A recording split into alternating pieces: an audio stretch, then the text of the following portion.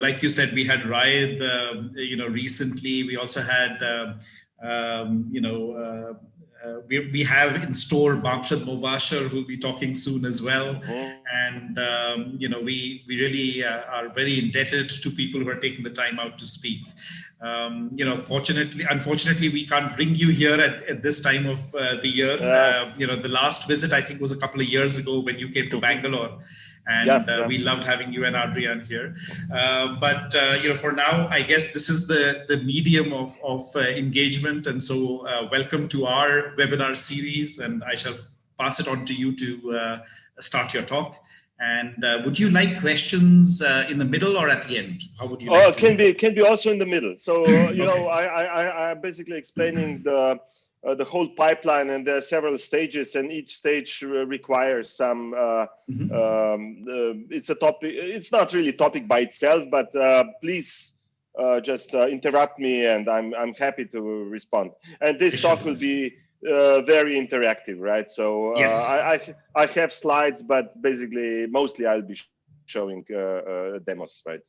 Real stuff. So please interrupt me. I'm happy to chat. Wonderful. Thank you, Marko. So over to you. You should be able to share your screen. Let me know if. Okay. Let me just try to. Yes, perfect. So. These endless emails. Every day when you open the inbox, then you're scared,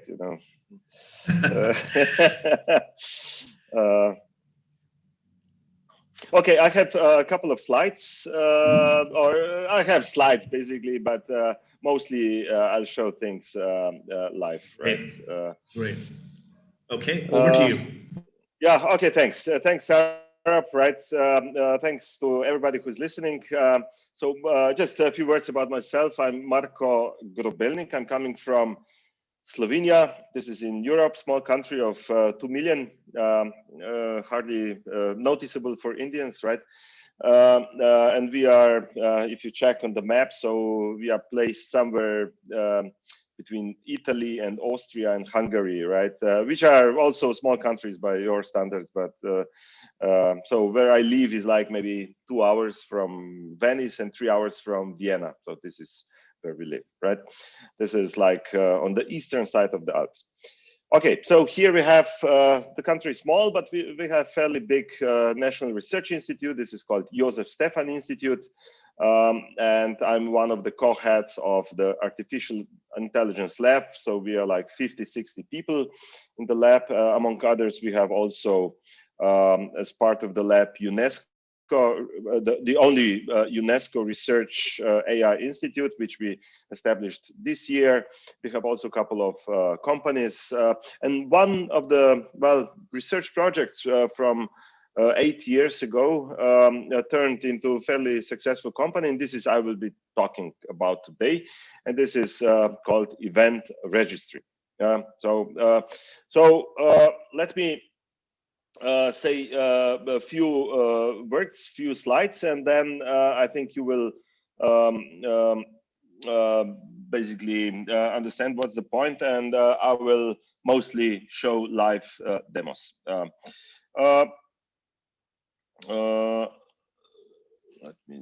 Okay. So the topic is really global media monitoring. The point is how to observe the world in real time, and not just to observe. So this means collecting data, but also to bring some kind of understanding, because there's a lot of data, obviously. So we need to help users also to help understanding this big amount of information, which as you will see in a minute, how we are getting it. Okay. What are the key questions, right? The key questions which I will try to answer during the talk. So first is where to get global media data. This is not very obvious, right? Where to get this, because there is no one single place where you would get all all the references or all the information, right? Then once you have the data, right, what is extractable from these media documents? Then next question is how to connect and how to deal with these many languages, right? The world has, well, in my understanding, in the range of 5,000 languages. India itself has some big amount, 200, I think, languages. So how to deal with these languages, right? Not that we can cover all 5,000, but okay, we can at least deal with hundreds, right? So something which would really cover most of the world. Right? Then, since the world is organized, or the information about the world is organized in typically media articles, right? So which describes some kind of event. So one of the key questions is, what is an event? What is an event, which is a kind of an atomic structure of this media reporting? So we will talk a little bit about this. What about the diversity? If there's one single thing happening and media is reporting about this single event, media has very different opinions, right? And well, how to approach this, and also how to visualize the whole thing. So we'll spend quite some time in the system. So these are demos which I will show later on. And just to provide you with some of these links. Okay. Okay, the goals are pretty much explained already, and maybe just quickly the architecture of the system which we are showing. This is the system is called event registry, like registry of events, past events, current events, and possibly even future events, right? So this is kind of fairly obvious structure. On the left side, we have input of mainstream media, so the data coming in, and blocks, right? And then we have this couple of stages. So obviously semantic annotation, we extract date so that we can handle time, and then cross-link validity, so that we connect articles which talk about the same thing in different languages. Whenever we talk about news media, there are lots of duplicates. So the same text is copied all over, right? So we need to take care of this. Then we cluster articles into something which we would call events. And events, we form events, and we try to get some structure of event. You will see this. And we also try to connect events in a storyline so that that we get the bigger picture. And so all this is now forming the system called event registry. We have API, which you can easily use through Python, which I will show at the end. And there's a lot of visualizations and UIs on the top. So this is roughly the structure. So now let's go through some of these key stages, right? Now first, how to collect the data. How to collect the data. Let me, before even going into, or maybe I can show you just a few things. Let's say if you go to this Wikipedia article,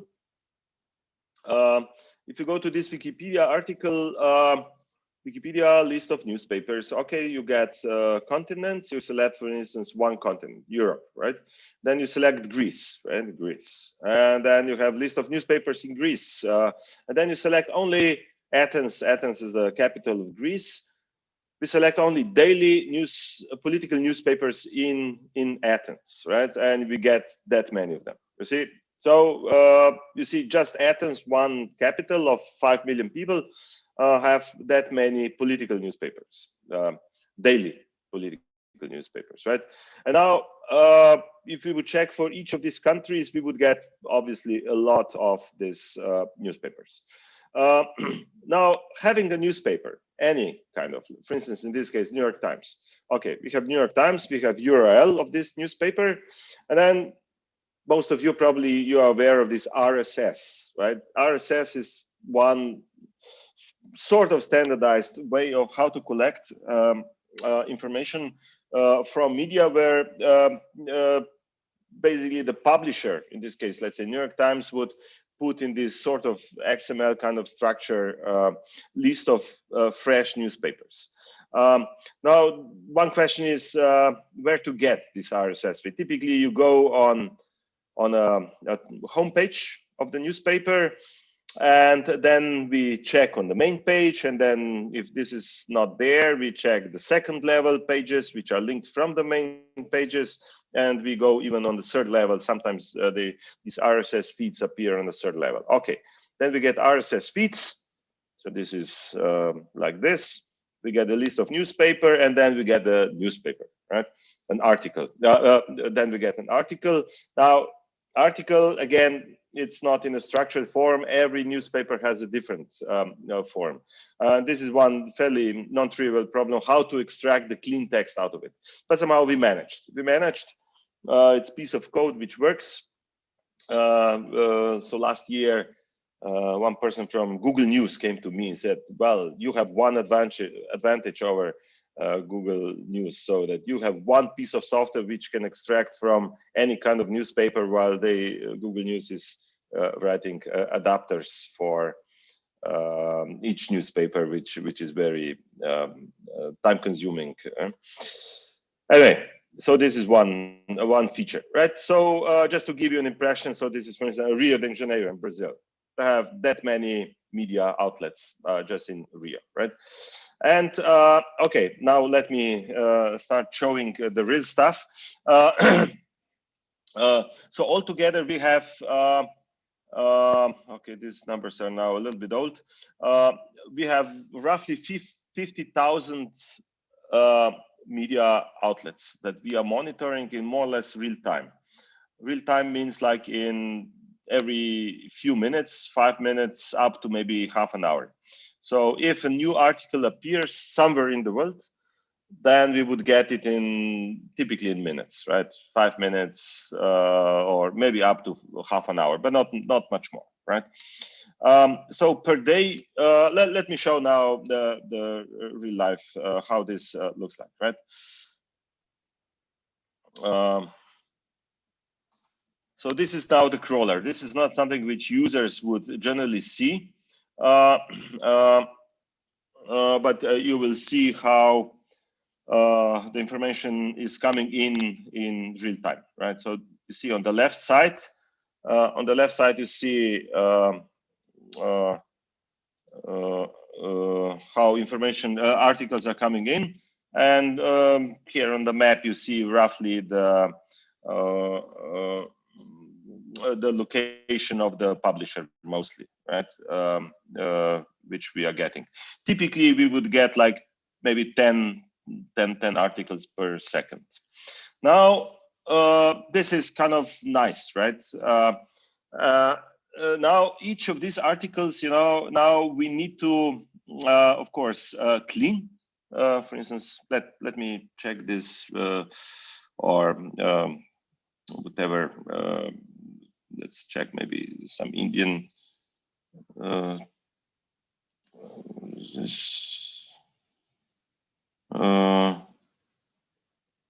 Or yeah, let's take some random article. Okay, for instance, this one. It's some text which it seems like it's from. I don't even know the language. Okay, we will check the language. So so we got obviously piece of HTML, and out of this piece of HTML we had to extract the title, right? The title and the text of the article. So this is this one piece of software which deals with each of the with all of the these 50,000 or more articles, publishers which we have, right? This is not easy task, but it works. Okay, but now the next thing is, okay, what to do with this text? For instance, I personally don't even know which language this is, but at the end we would want to might be that it's Indonesian, right? I see it's written Bali, and we need to extract stuff out of this text. Now we have another piece of software which where we put in a text. This software is called Wikifier. And this Wikifier, it does what? So on the input, you get piece of text. On the output, you get first, it identifies the language, which language the text is written, and plus everything, whatever it's within the document, it annotates with appropriate Wikipedia categories.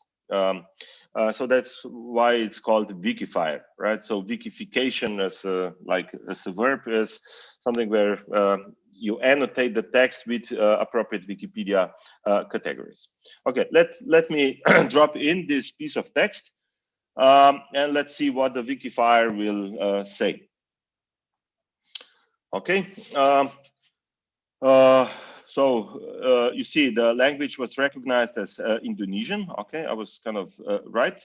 But obviously Indonesian language, I cannot, first I didn't even recognize it. It looked like similar because it was mentioning Bali and Jakarta and so on, but obviously I cannot read it, right? So, but still we need to have a clear picture what's happening in the world in this media monitor. We need to have some structure at the end, and we try to extract what's in this piece of text. Okay, as you see, what Wikifier did, so it annotated different parts of this document and linked it with appropriate Wikipedia categories. Okay, so this is first one, and this is, if we would click here, we would see, so this is Indonesian page for something, which again we cannot read, right? Because it's Indonesian language. Okay, but somewhere down here we would see English link. English link, and this is basically page for Jakarta as the capital of India. To be honest, I don't know why the text is a little bit longer in Indonesian, but anyway, so this is linked to Jakarta. So, okay, we know. So whenever this is written, this means Jakarta. The second thing is this pelakuran, okay, the word, which is actually written in different ways. And this is, you see there are the small W's here. So we are using obviously Wikipedia, but we are using also Wikidata. So beneath the Wikipedia, there's this knowledge graph called Wikidata, where for each concept in Wikipedia, we know what type of the concept it is. Let's say for Jakarta, we see it's a city and capital, province of Indonesia. But for instance, this Pelakuran, this is activity, action, and so on.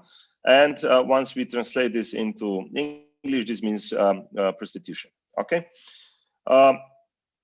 Let's say this Pengaturan Kelahiran. Okay. So this is birth control. And so from this piece of Indonesian text, first we annotated this into Indonesian concepts, and then we translated this into English.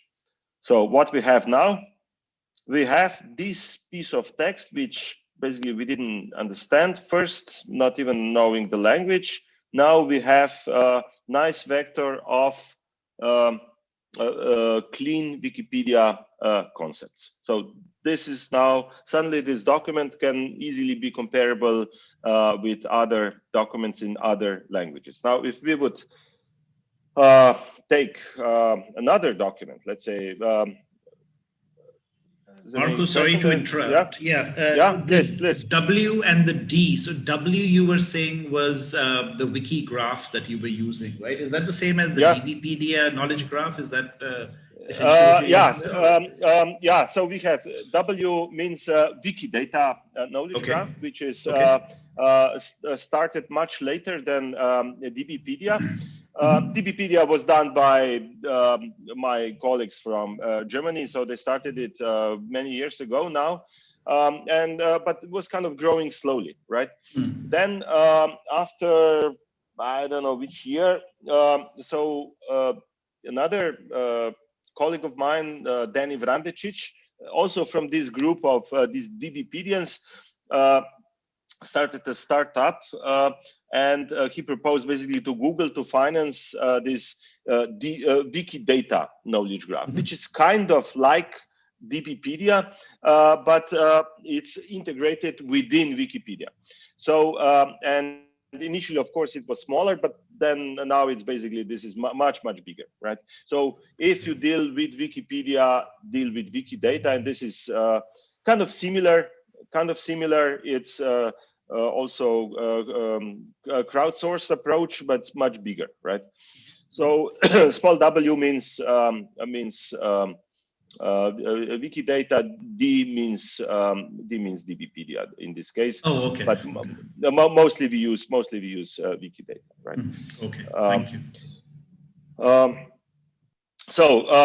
Just to show you maybe what this Wikifire software does, right? So Wikifire, first, it's free. You can use it. Here you have documentation. You can use it from, for instance, Python. It has simple REST interface on the input. Let me check. Where is this Python code? So this is roughly, so it's one call, right? It's nothing special, right? And on the output you get a JSON output. So in principle you can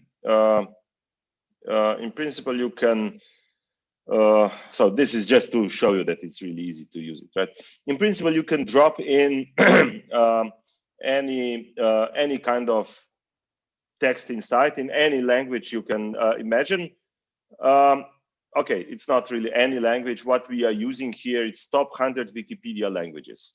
So if we go to, let's say, Wikipedia, this is Wikipedia, right? And if you go to English here on the left side, just so that you will understand what languages we cover, right?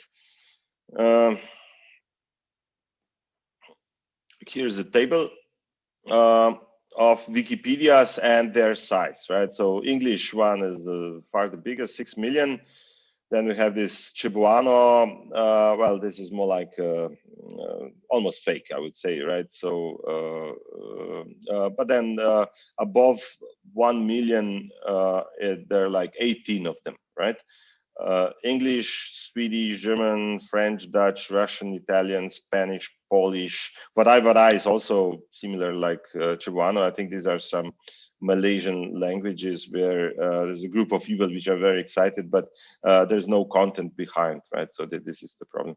Vietnamese, Japanese, Egyptian Arabic, Chinese Arabic, Ukrainian, Portuguese. So I guess Hindi and other Indian languages would deserve to be also above million, but you need to push a little bit more, right? So these are 20 of them would be above million articles, right? And then there's plenty of them above 100,000 articles. Let's say Slovenian. So this is my language, which is 20. We are 2 million, right? So let me see. I lost them. Slovenian. We are number 52, right? So you see, Urdu, so much bigger language group, right? Is behind us in terms of articles. So just to.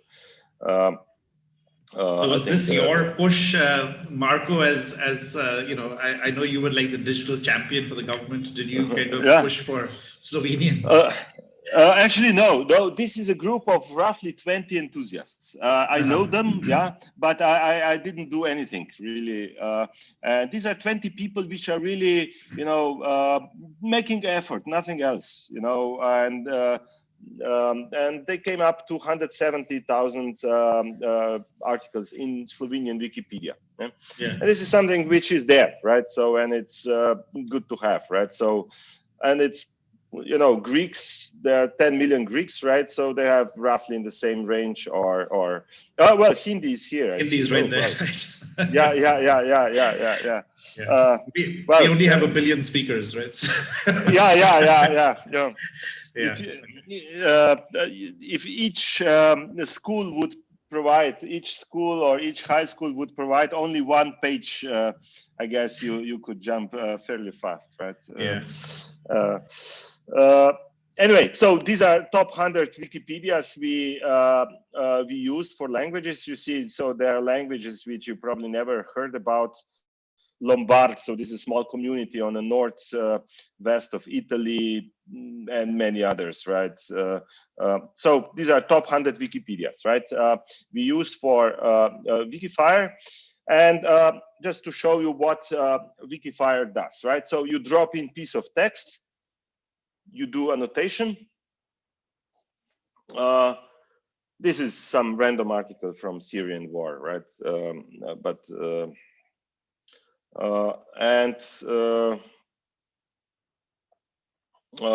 So okay, so this is English language now in this case, right? Okay, we annotate pieces of text with this Wikifire, right? Okay, we assign also this category W, right? In this case, this would be taken from Wikidata. So Syria is a country, right? So if we would say Walid Mualem, right? So this would be, or Bashar al-Assad, for instance. So this would be person because he's president, right? National coalition, this is organization, coalition agent, right? It's a party, right? Walid Mualem would be again a person, and so on, right? So you see, it's not just that you would know, for instance, BBC, it's a business, a broadcasting business, right?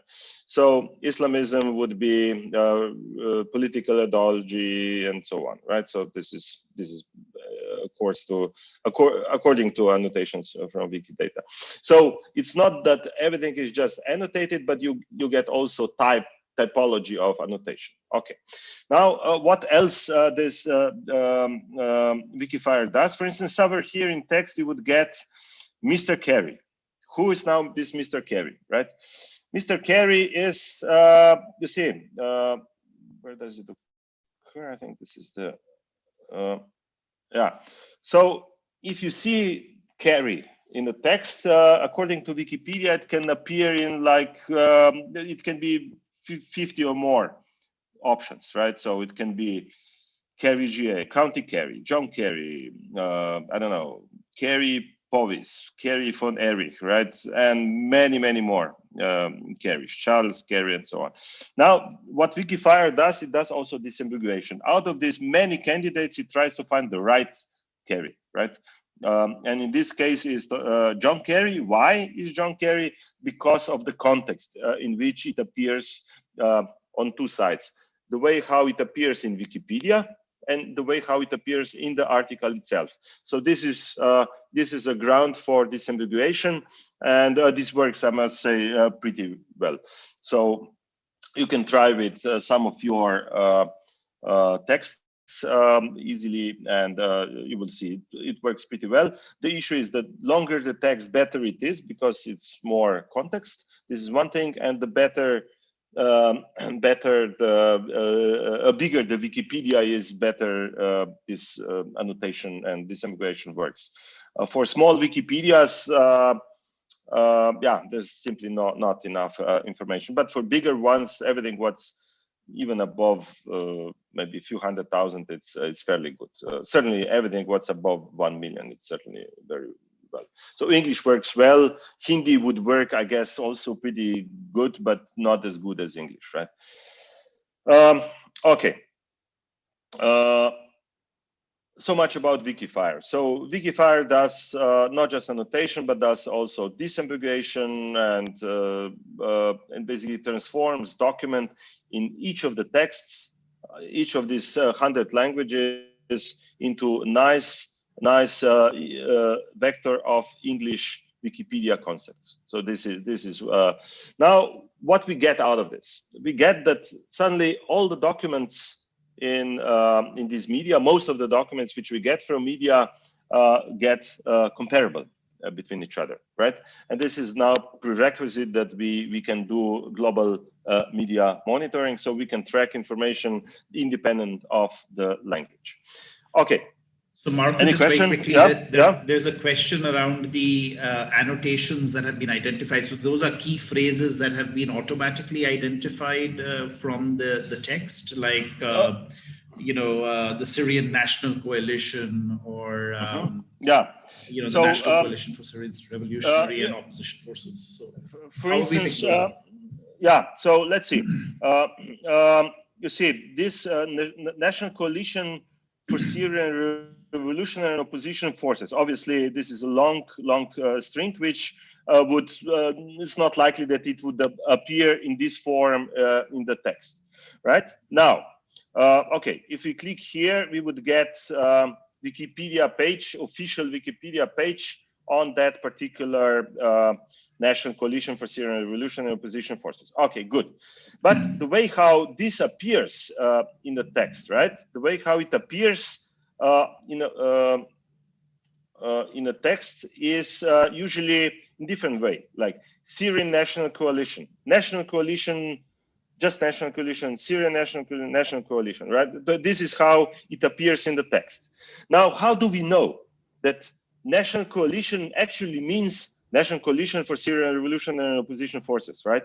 Why? Because in Wikipedia itself, right? In Wikipedia itself, whenever this particular page is cited, right? They use also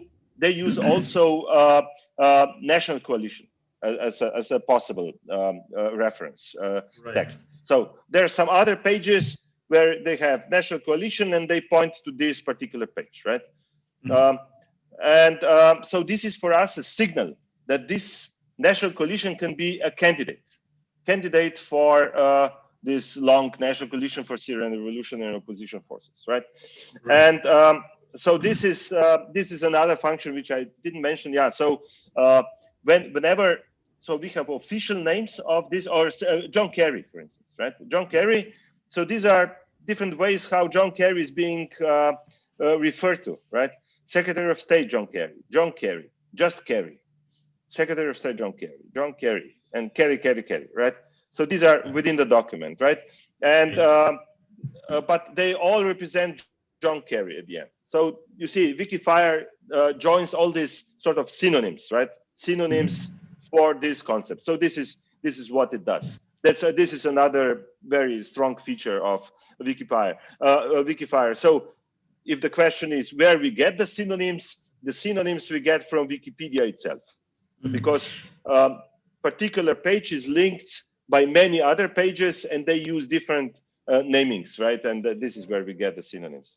Right. Okay. And the PR there is page rank. So you're doing some kind of ranking, is it? Phrases, and you're looking at the information, content of these phrases as well to come up with what is a phrase and what's not a phrase, right? Okay. Exactly. We were experimenting with different ways how to disambiguate. You see, now here, this is disambiguation of John Kerry, right?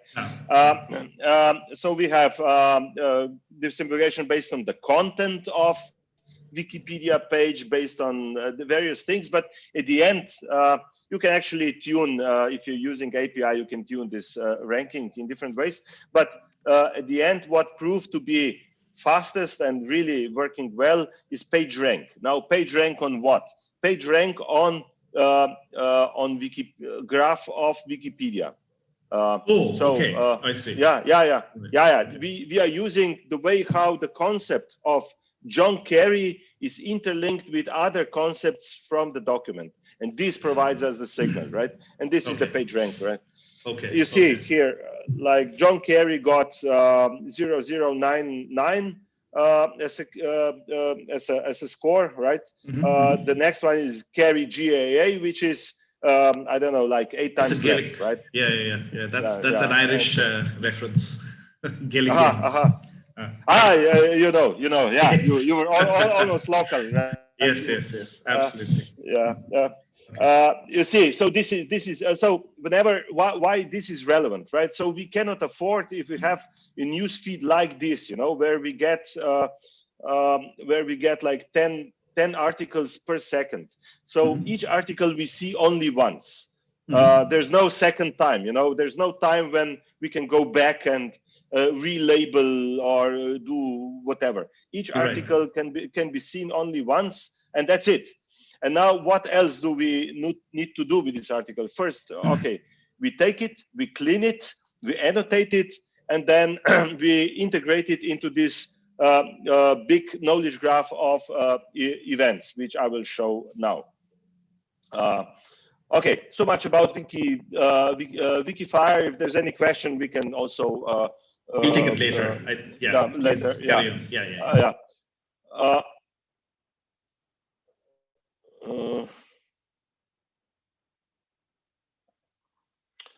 So now putting all together, right, into one system is something which we get this system called event registry. So here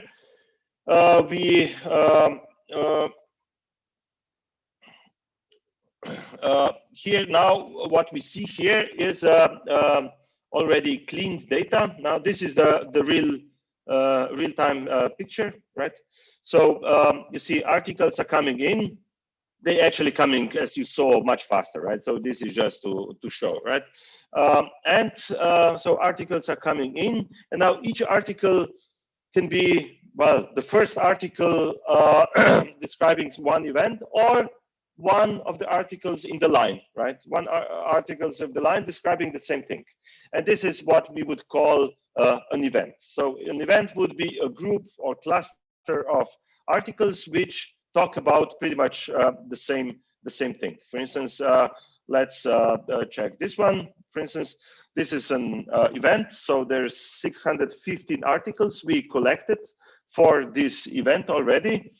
No dialogue with Tigray leaders. Ethiopia Prime Minister tells AU and voice, right? So this is something which is happening in Ethiopia, very obviously globally fairly relevant. We collected already over 600 articles for this particular thing. So we see 295 articles in English, so many German articles, Spanish, Portuguese, Italian, French, and probably also in other languages. And these are articles, English articles, Al Jazeera, AP, and so on. If we would click here, okay, show me, let's say, Italian articles on the same thing, we would get now Italian articles on the same thing, right? Now, this is now one event happening right now. So we can also check, since the event is happening right now, we can see the timeline. So first information we were getting on this particular topic on a few days ago, actually. A few days ago, and you see it was like different activity, right? So, but now it really, the topic got hot. So this is the English language is the upper, the other lines are other languages, right? So this is the English language. So the bigger the circle, more social media traction it got. So more time, retweets, likes, and so on, right? Bigger the circle. So this is now, and the event is still happening, as you see, right? So it's still, the reporting is still going on, right? So this is an example of event in happening, right? Now we can check a couple of things about this event. So far, to be honest, I don't know anything about this particular event, but let's spend maybe half a minute and try to learn about this event. First, we ask different questions, right? So we can ask questions like who appears in this event? So the question who. So Tigray region, Ethiopia, Liberation Front, there are a couple of names and so on. And you see that some of these are more relevant than others, right? So this is the question who. Now the question what. So what is the following? So these are typically non-names, right? Nobel Prize, Prime Minister, ultimatum, Tigrayans, international movement, tank, and so on, right? Human rights. So these are the key topics in this, right? Okay, we can do tech cloud. This is kind of easy, just collections, a quick graphical summary. We saw already the reporting timeline, so this is happening right now. And then we can also do, for instance, this one's kind of relevant. An event never happens by itself, right? It's always in the context of other events. And here we would put now this event on a timeline of other events. And you see, so this is now the timeline of related events, right? So so it's a kind of a storyline. So and our event probably is now towards the end of this timeline, right? So this is the timeline of pretty much each event which the system identifies has some related events, and here you would see. Okay, so here we now checked how one particular event looks like, right? And this was one event which we just got from straight from the stream, right? So unprepared. Okay, now this is one way how to deal with event registry. Another also very relevant, right, would be how to analyze a bigger, more important topic. Okay, we can. There are plenty of things. Pretty much anything you can imagine, or whatever is published, we can check here. But let me maybe one global topic, which let's say it's Ebola virus, right? Okay, we can say, okay, show me what was happening for Ebola virus for the whole period of time what we have here, right? And this is we say okay.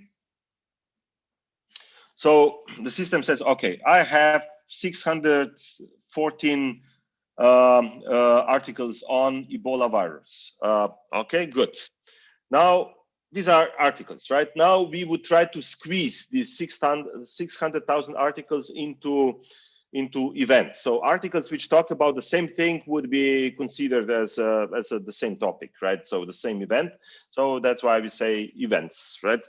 And this would be a little bit less. Okay, so 28,000 results, events related to Ebola virus, yeah, Ebola virus, which is around already now for quite a while, right? Okay, good. Now here we have 600,000 articles and 28,000 events. What can we do now?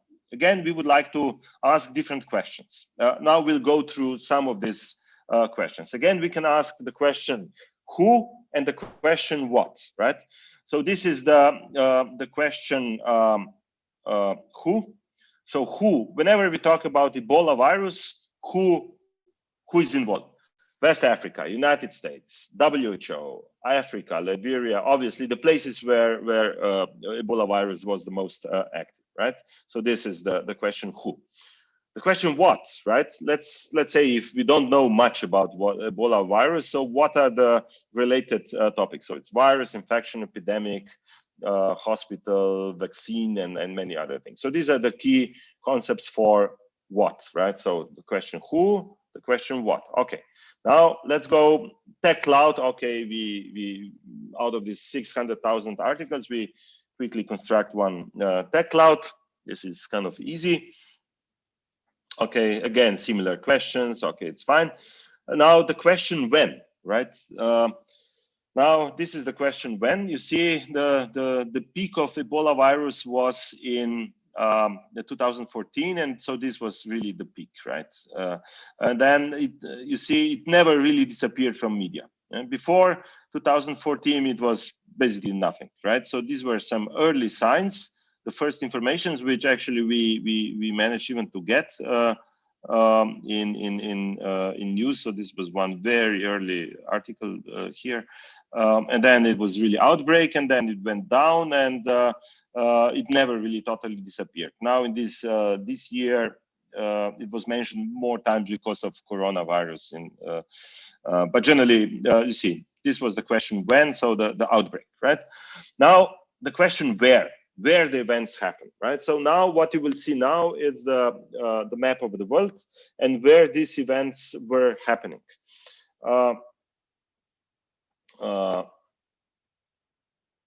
So it's just a lot of data for this Google, but now you see, okay, you see, most of the events here and kind of lots of events in US as well, but although US is not really was never really hurt with this virus too much. If I get closer, right? If I get closer, we would get a little bit more accurate locations of these events in Liberia and in this part of Africa, right? So this is the question where, right? So up here we had who, what, when, and this is now where, right? Maybe I can show here is also one nice visualization or animation. Let me see if this will work.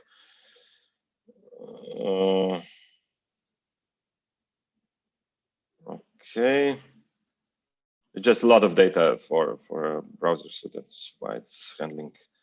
So down here we can say something like this, and we can go through time, and we see how active this was in particular timeline, right? So basically, it was here, right? Here was the peak. Anyway, this is just small feature we have. So next question, right? So if this was the question where, the next question is by whom? What are the sources, right? You know, you have different topics in the world. So, and you know, if you talk about sports, then you would have one set of media. If you talk about a virus, would be another type of media, right? So, in particular for this Ebola virus, it was allafrica.com, right? Daily Mail, Reuters, Relief Web, and so on. Media, some media which you recognize and some which are very specific for this topic, right? So this is a list of top sources, which we can also show on the map, right? For each source, we know where it's coming from. Right? So lots of US, lots of Europe, but also others. Next, okay, we occasionally try to identify authors of the articles. This doesn't work very well, but sentiment, right? Sentiment about the 600,000 articles. So you see that mostly it's very negative.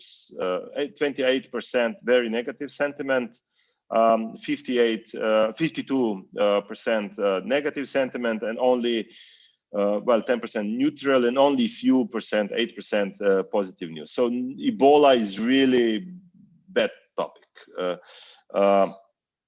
On the other hand, let's say if we'll have time, I can show you now the coronavirus vaccine. So there is very positive sentiment because everything is in some kind of expectation, right? So this is kind of interesting view, right? Okay, next thing is, since we extract all these concepts, we can also check how these concepts are connected. So this is kind of nice visual graphical representation as a summary of these 600,000 articles. Basically, it's one picture. I mean, for some people, this is totally useless. For some people, it's the first thing they use in this system, which we were also surprised.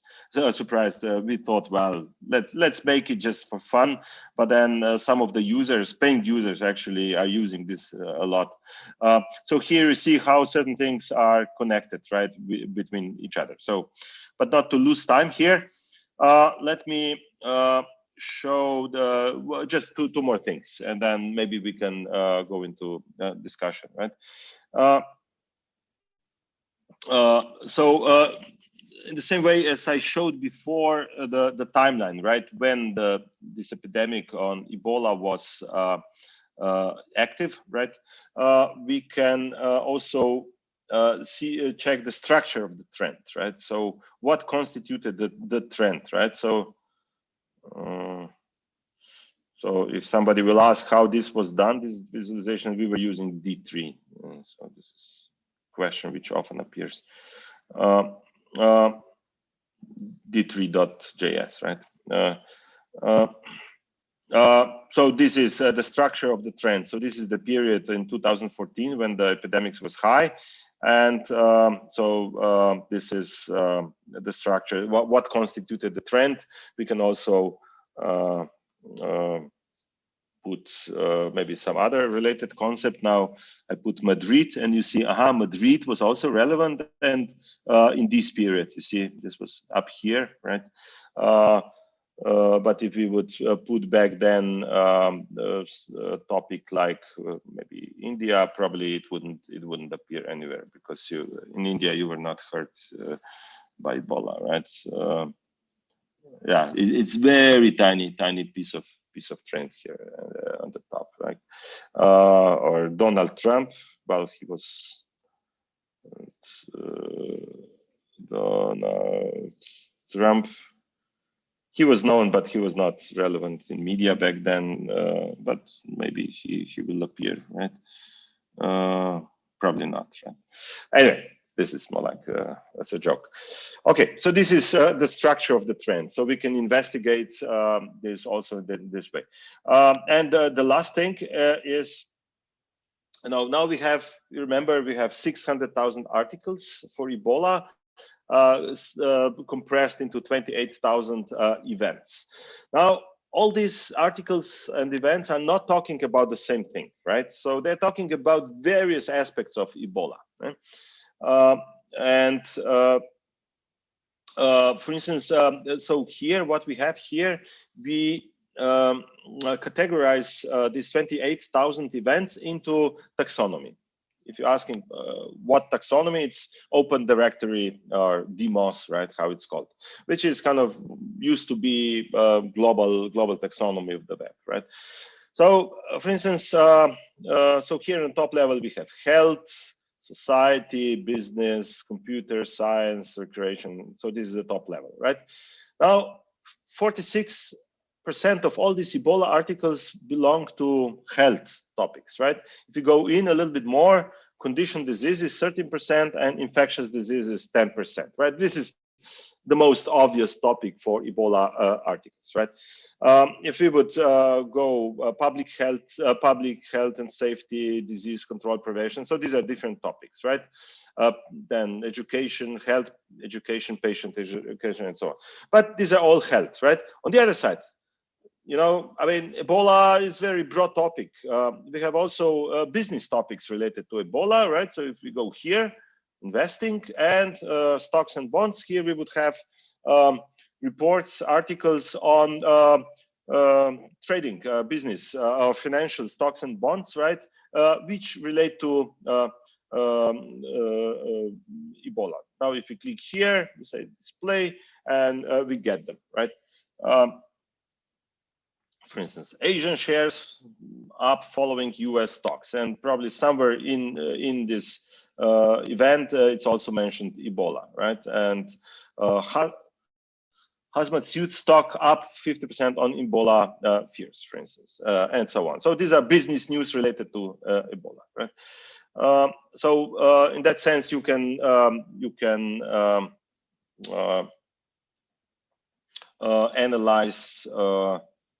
analyze also topic-wise. Okay, this is basically it. So I went through the demo. I remember first I showed the crawler, right? How we get the news, right? So this was this news feed where we got the articles. So this is the crawler, right? The next stage we touched was the Wikifier. So how we annotate the content which is coming. You see, it's coming in all the languages, right? So this would be obviously one of the Indian languages, right? So to be honest, I don't know which one, but I'm sure you know. But let's check if Wikifier does proper results. It looks like Hindi to me, so I presume that's what it is. So it was recognized as Hindi. Yeah, good, cool. Good. It's always, with the languages, which I don't know.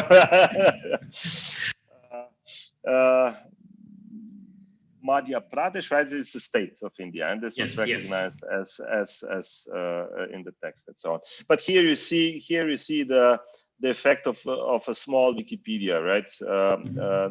Not too many concepts were recognized, right? So anyway, so this was the second stage, and the third stage was the event registry, the system, right, which where we join all together and where we try to present a picture of these global media. Just the very last thing. So this event registry is also you can use programmatically. GitHub. So event registry GitHub page. You would get okay the package, and just to show you how easy it's to use it. So you import event registry, and in this like few lines of code, so you construct event registry object with API key which you get from us. Then you put in George Clooney, you get the concept URI, and you get the results, and you just write them or do whatever, right? Or Star Wars or whatever. So it's few lines of code really to get all this. Everything what I was clicking is basically it's an API. Sarab. Great. Sarab, yeah. So a question from my end, when you talk about events, what is the definition of an event as such? Because you could say that, it might be a topic like the presidential elections, right, in the US.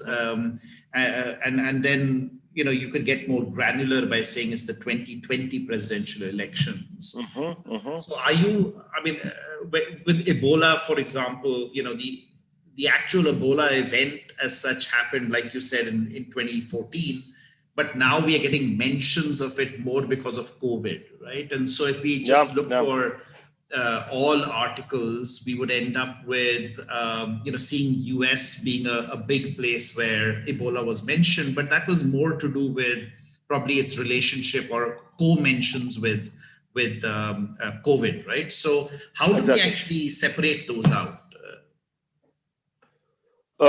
So here I have just a couple of slides on how in general to represent events, right? So one would be this, what we actually use, right? At the end is this feature vector event representation, which I will show in the next slide. Then another possible representation would be structured, more like this info box type of representation, where we describe events through slots, and a deep event representation is this deep semantics, which we won't touch. So basically we use this feature vector, and now what we construct, right? So out of each article which we get from the wire, we basically represent as a set of vectors. So it's a topical dimension. So these are the more like what is being talked about. So the keywords really, right? Social dimension. So which entities are mentioned. So named entities really. Temporal aspect. So in what time frame this appears, right? Temporal distribution. Geographical aspect. So when, where, right? Location of the event. Who is reporting? The publisher, and sentiment. So these are the key elements of an event. And basically what we do, since you saw, we are getting from the stream like 10 articles per second, right? So each article we see really only once, right? And so the article gets annotated, and then it's put into a stream clustering component, which is not visible from here, but basically it's a component which is maintaining tens of thousands of clusters, right? And each document comes in and it's assigned to most likely or most similar cluster at that particular piece of second, right? And this is good candidate for something which we would call an event. Now, if this cluster evolves, gets bigger than 5 articles, then we say, okay, this is an event. But articles are coming in later on, so this cluster can grow, but can also start changing the shape. So sometimes, so we have also two operators there, so that we split the cluster into two subclusters. This sometimes is necessary, right? Or we merge clusters as well. So if two clusters get very similar to each other, then we say basically it's the same thing, right? So this is the stream clustering, which of course, as you can imagine, really needs to work fast. And operates on these vectors. Basically, at the end, an event is something which has the same similar content. So it's a group of cluster of articles with the same content concepts, same or similar name entities, and it's temporarily closed. That's the operational definition of an event. Okay. I did see a hand go up there from Chirag. Chirag, did you have a question there? Yeah, so a couple of questions actually. So on the so when you are scraping the web, so to speak, and the first step that you spoke about, how do you handle? I may have missed the initial bit because I came in a little late. So how do you handle things like paywalls, etc.? Paywalls, you see, you have different types of paywalls. Let's say New York Times paywall is based on cookies. So if you don't do cookies, then you can read New York Times. This is hidden secret, right? I mean, public secret. So, so with New York Times, paywall is not a big problem, right? Maybe I shouldn't say it, but everybody knows. But then you have like Financial Times paywall, which is actual paywall. There we cannot do anything. We just possibly get the title and this headline, maybe first few lines, and we cannot go behind the paywall. And we are not paying, obviously, these thousands of media. There's another mode which we operate with some like news publishers, like which are often our users, like Slovenian Press Agency, for instance, would be one. So we, which of course has paywall as well, but they have separate feed in. So information is integrated into the whole structure, but it's not visible to other customers. So this is another type of handling. But basically, for the hard paywalls, we have no solution. Okay. I mean, nobody has. Yeah. Yeah. So the second thing was towards the later classification piece that that you were talking about, where you said that there is an event and there are sub-events and things like that. Now, now let's say there is coronavirus. You showed that that radial, yeah. Where, yeah. Now. This one, right? Yeah. Now in this, and prior to this, you showed a visualization around geography. Now Ebola clearly didn't happen in the US, but it showed up as one of the big epicenter areas in visualization. Now, is that because the source of the news was in the US and therefore the system cited it? No. So you see, we have two things here. So one is location of the event as detected by the system, right? And then we have also location of the publishers. So these are two different types of locations, obviously. Now, this is kind of interesting. Yeah, why US had so many Ebola-related events which were located in US? To be honest, I never went into details why. But they had terrible hype, right? And the way how we recognize, so identifying location of the event, it's generally not necessarily easy job, right? Because you get bunch of articles, and sometimes events or news stories don't have even location. Sometimes it's just praising how something is. Product is very good, right? So this has no location really, right? And the heuristic we have, right, is we extract the locations. So since all the articles are annotated with Wikifire, Wikifire tells us that something is a location, geographical location, right? City, country, and so on, right? And we make a distribution of all the locations which appear in that particular event. And if there's a serious spike on one location, then we declare it as a location. This is how it works. Could it be pharma companies based out of the US that were working on potential vaccines it's likely. and that, or business impact of American companies, you know, because of, okay. So it could be for instance, this is an example of an event happening in Houston, right? Ebola event, right? Dr. Shah stepping down as a Harris County top official and probably was related to Ebola, right? Sorry, on December 21st, 2020. Ebola was mentioned, yeah. The date is in the future. It's in the it's also in the future. Actually, I forgot to show you. Of course, I mean, if we talk about global media monitoring, we cannot deal without the future, right? So let's say if we let's now remove the Ebola, and we say time of interest is in the future. And we say now we are 28. Okay, starting date would be tomorrow, right? And ending date would be like, I don't know, 3 years ahead, right? So is that date the date that Dr. Shah is to step down? So it's been announced, but it's to happen in the future. Is that what they? This is okay. it. Yeah, this is it. I see. So here, what you will see now is the events which we spot as being announced. Now, obviously, I did something wrong.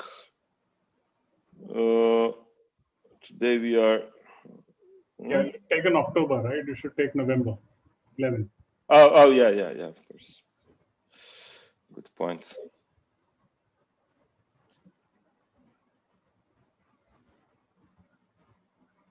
Yeah, so for 413 events, we identified that they will happen in the future, right? So something with Barcelona, coach,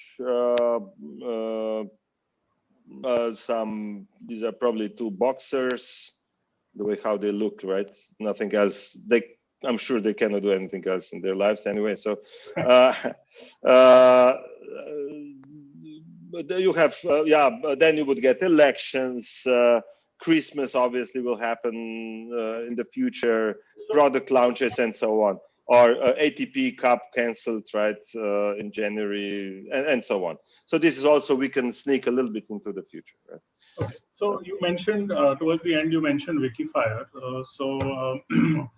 Now, any particular reason why you're not using, let's say, a ready-made, Python library to process it to detect named entities, or it used to be free earlier, but I don't know what is the situation now. Any particular reason why you prefer Wikifire versus, those approaches? Yeah, very clear. First, OpenCalais is really an old software of clear forest, right? Yeah, and I know them very well, and it's not much more than just identifying name entities. What if you came late? You did. I spent quite some time on Wikifire actually. So Wikifire I saw that. Yeah. You saw. We need, more than just name entity detection. We want to have a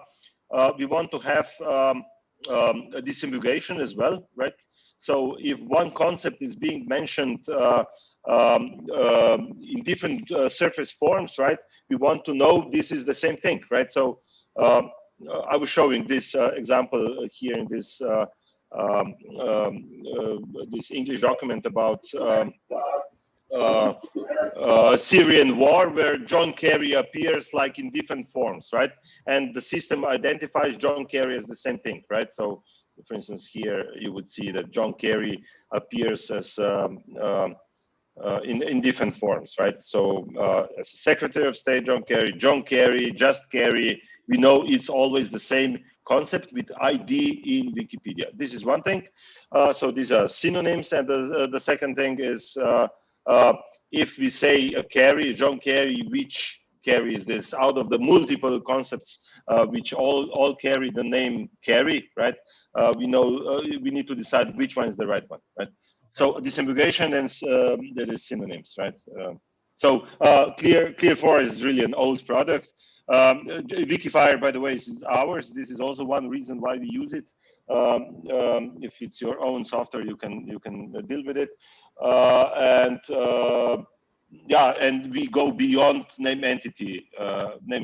This is the other side. So you also touched upon, the fact that in Hindi, obviously Wikipedia is not very deep or rich, and therefore, we were not getting good results. Is there merit to translating it? And I'm just saying basic machine translation using Google, and then running it through Wikifire. Will we get at least these entities that that are showing up? Is that a viable approach? This would be viable approach, except that we cannot afford translating with Google like few 100,000 articles per day, right? So would get fairly expensive, right? Since we try to be cross-lingual, right? So you saw in event registry we have so these events are cross-lingual, so reported in different languages. So we cannot. Technically we could do translation if translation exists. It's true that we can handle more languages than Google Translate can handle as well, by the way. This is also relevant to say. For instance, there's an event in Tehran, for instance, now probably this killing which happened yesterday. So this is being reported in many languages, right? And since we live on a stream, right, in real time, so we don't have, in principle, it would be possible to do translation and all this, but we don't have much time, right? So these are just Arabic. Oh, well, lots of news in Arabic in this case. Translation in principle is possible. It's a question of cost and a question of the languages which Google covers. And the quality of Google translations for non-major languages is not very high, by the way. Yeah, as well. So that's fine. I understand. Okay. I was just asking as a conceptual. Thank you. Conceptually would be possible. Yeah. Okay. For instance, just to tell you an example, what we do now. Together with our National Health Institute is calculating this health belief model for vaccination for globally, right? How people in different countries believe in vaccination, right? So here, very likely we will use translation because the amount of articles is way less and we can afford doing translation so that we don't depend on Wikipedia on coverage for each single language, right? So as an example, right? Marko, the taxonomy that you showed that the articles were classified into, is that a living taxonomy or is that a fixed taxonomy? Are you using open directory? We're using open directory. So unfortunately, this is painful question because open directory stopped working, right? And we use the last version. Which is still was still available. Unfortunately, it's not maintained. I think it was America Online or who was the last caretaker, and they gave up on this. That's it. Yeah. So I mean, is there an attempt at using some kind of natural language processing to augment this now, or are you using the static version? We are using static version because this dealing with these huge taxonomies like DMOS has I think it's even it's 1 million categories, right? This is in an automatic way. Why? First, the question is why we use taxonomy, because these taxonomy categories are close to humans, right? It's not hard to make an artificial taxonomy. The problem is that this artificial one wouldn't be close to our perception, right? Okay. This is it. Right? Great. I know a number of years ago when we were talking about news analysis, you had talked about how you had done some work on even looking at, Al Jazeera and CNN, right? When there were I think it was when the Gulf War was going on, and you had these very interesting anecdotes about how freedom fighters became terrorists in one and the other. How do you deal with that? So this is this example which you were mentioning, right? So this is the same piece of news from this Iraqi war, right? One is written by CNN and one by Al Jazeera, right? And you can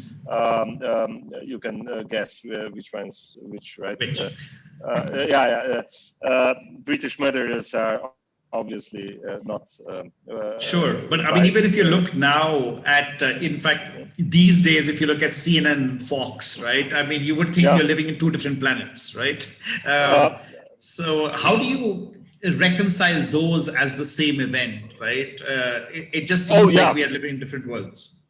You see, they usually what constitute events. I said there are three major factors. One is time, one is name entities, and one is the content, right?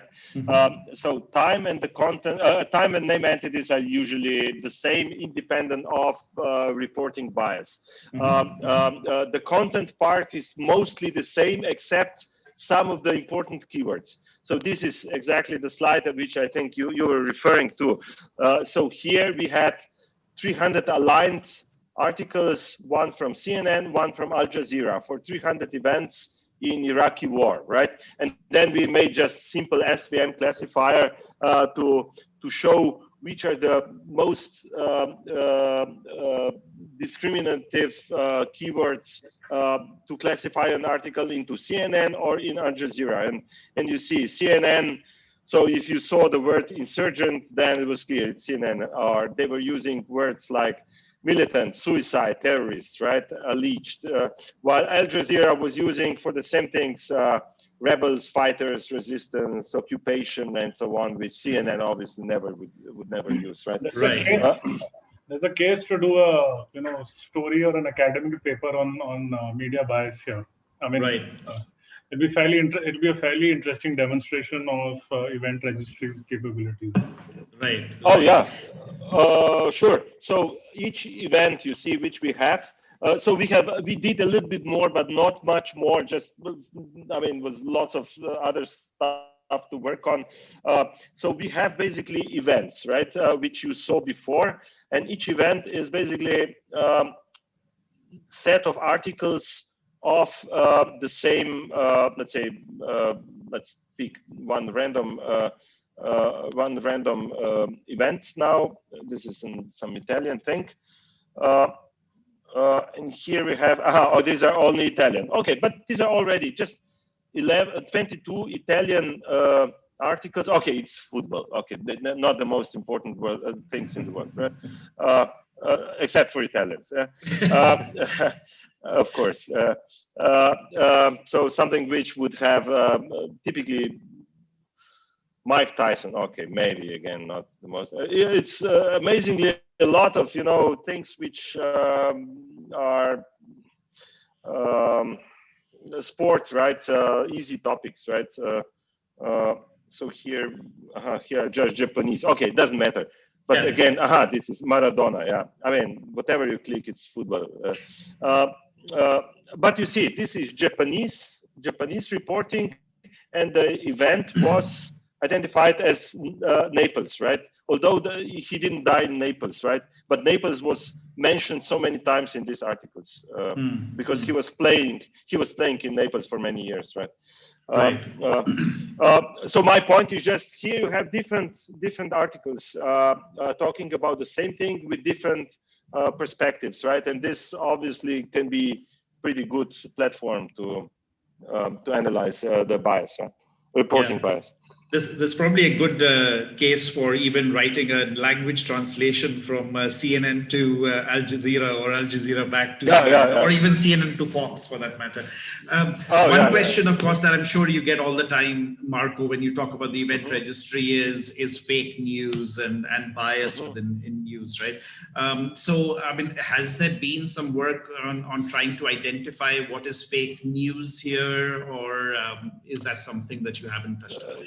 Yeah, I'm getting this question very often, right? And even people at European Commission in our country, everybody would want to have this magic filter, which would put fake news on the left and correct news on the right, right? Now, I mean, of course, so generally, of course, we cannot deal with this in a generic way. The way how, for instance, these countries which are bordering Russia, and these are Lithuania, Estonia, and so on. So they have lots of this fake news from the Russian side, so they have organized network of. And this is probably the most successful thing which I've seen so far, by the way.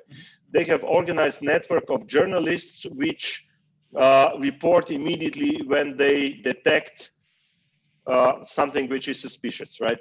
But this is done by humans at the end. Everything else is just a layer, a little bit of IT layer on the top. Now, automatic detection of fake news, it's obviously hard. Why? Because maybe simple, straight lie, this is easy to detect. The problem is to detect this half-truths, right? Which you can interpret in one or the other way. Or if you go to US, right, and read this, Republicans and Democrats, I mean, they have very confusing. It's really hard to say what's fake news, what's not, right? One side is claiming about the other that it's fake, and opposite as well, right? So the word fake news is also questionable. Maybe one solution which we have is, for instance, let's say with a little bit of delay, right? Usually, delay can be 1 day. Usually, people would start reporting that something is a fake news, right? And for instance, if we say coronavirus and fake news for, let's say, last month, right? So we would get a set of good candidates for fake news because somebody was, and you see, we have 7,000 results here, right? So lots of material, right? So these are good candidates for fake news. Not sure, we cannot decide. Sometimes even people cannot agree if something is fake or not, right? But this is the way how we approach the problem, or how we are approaching the problem, so that we check about the news for which somebody else already claimed that it's likely infodemics or fake news or deception and so on, right? So this is, for instance, this could be, for instance, and then we would say fake news or deception, or, for instance, infodemics, infodemics. Okay, we can put also keywords, right? By the way, not just the concept. And then, yeah, we would probably get a little bit more now. Yeah, 9,000, right? Because we broadened. And these are all very good candidates on corona and fake news, right? Yeah. Okay. Cool. I did see Ramandeep, you had put your hand up. Is there a question there, or has that been answered in the conversation that took place? Okay, I guess not. So this has been really exciting, and you know, sorry, go on. Hi. Yes, Sarab, I have a question. Yes, sure. Like that Wikifire ontology graph or the taxonomy that you have shown, is there any attempt have been made like some unsupervised ways to just mine those concept graphs? Um, you asked for Wikifire, right? So Yeah, Wikifire, Wikifire. yeah, Yeah, Wikifire basically. some natural language processing, like we just go and leverage some natural language processing um, with some unsupervised ways to go and create something similar. So what you see, Wikifire, what it does. So the assumption is the following. One big asset which the world, we all humans, right, we have is Wikipedia. And this is, Wikipedia certainly is an asset owned by all of us, and we all contributing, right? Now, what is the key property of Wikipedia is that it uh, it's a vocabulary of concepts which are relevant for humans in all the languages, right? So this is what it is. What Wikifire does is just leveraging the content of Wikipedia and the linkage within Wikipedia to transform any kind of document into this human-friendly representation. So, and one very important element is the network, like this Hurricane Lane, right?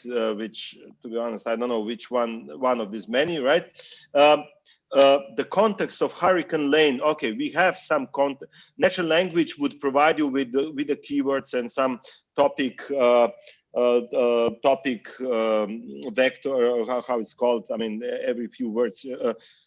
Every few years there's a new term. You know, in old times when me and Sarah were growing, we called this cluster of words. Then later there were topic models. Now they call them embeddings, and it's all the same, right? Words with weights. Correct, Sarah?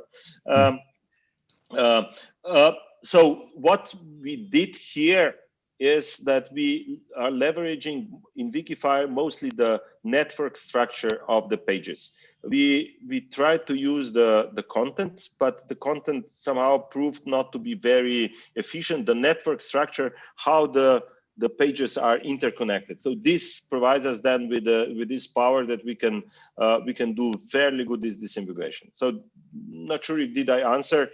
So we are not using NLP because you cannot afford doing NLP on 250 languages, you know, out of which maybe only 50 or 100 languages have some sort of, not even the tokenization works for all the languages properly, right? Okay. What like where I'm actually getting towards is, let's say if there's some use cases where we are actually focused on very like domain specific news, for example financial news, like what people does for stock forecasting and those kind of use cases, like news, like financial news.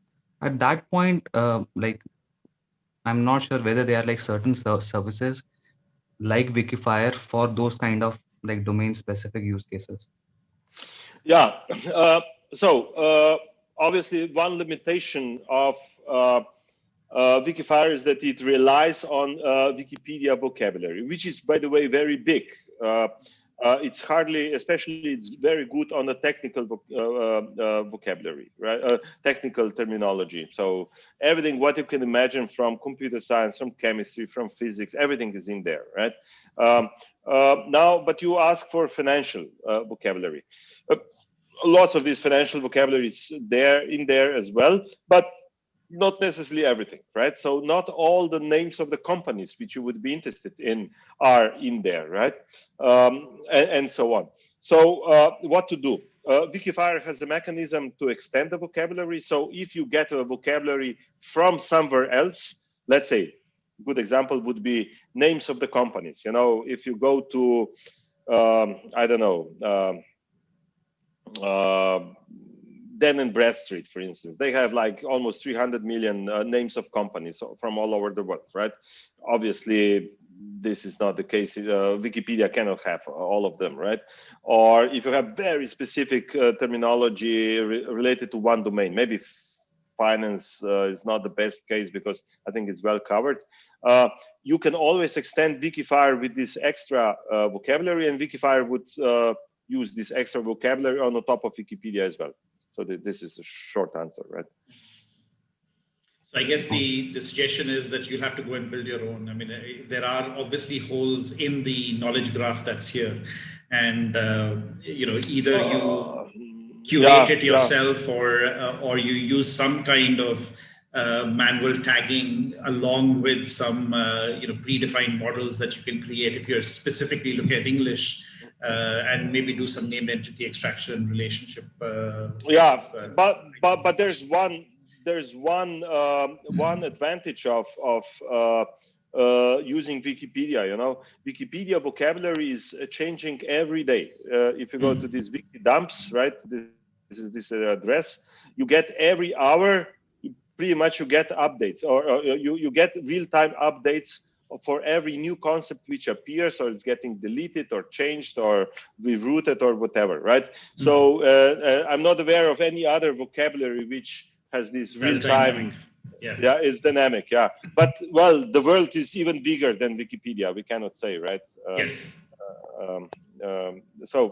But that's why we have mechanism for cases like this. Like I know we used it for cultural heritage projects where there were some old documents, right, from centuries ago, which used terminology which was not in Wikipedia. For instance, this was a good example why we use this function.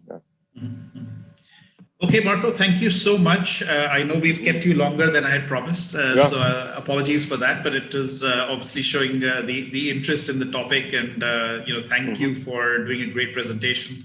And I hope you will help us out by coming back and talking again sometime about some of the new developments that you're working on. I know, of course, you're working on a number of European projects and so on. So we'd love to kind of keep associated with you and hear more from you in the future. So one topic which might be relevant in maybe 6 months to hear about, we are doing together with OECD. OECD, is this international organization on economic development, right?